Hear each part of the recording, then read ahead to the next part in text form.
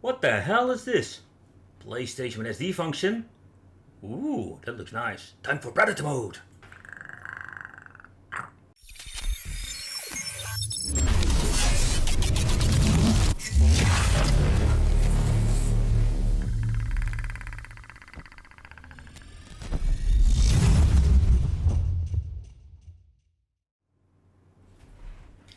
Hi guys, welcome back to the channel. Welcome back to the Wicked Gamer and Collector. So in today's video we are going to talk about something pretty damn awesome and obscure from China again. So in this video I want to discuss the PlayStation 1 original system. But this one is very special because this one is completely assembled and complete with an SD card.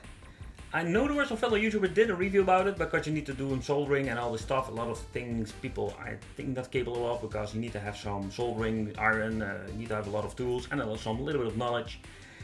But this time the Chinese bringing this to the next level of naughtiness because you can buy basically now a PlayStation 1 first edition, not a slim, but with an SD card. So alright, let's do a little bit scroll through the page and I'm going to show you. As you can see here we have different sizes of the SD card, we have different voltages, so keep in mind if you're interested in this product that you need to buy the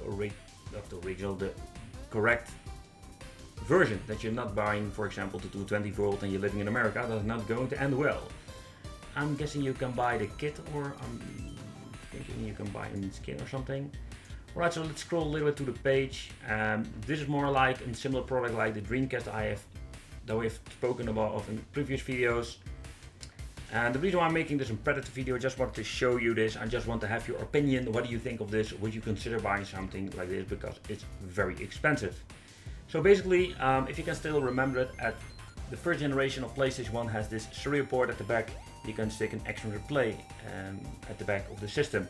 But now they have made something that you can basically not use an extra replay, but you can use the SD card function. So you can use your ISO files in this device and you can play all your games instant. So you don't need a disk drive, or maybe for booting up into the card itself.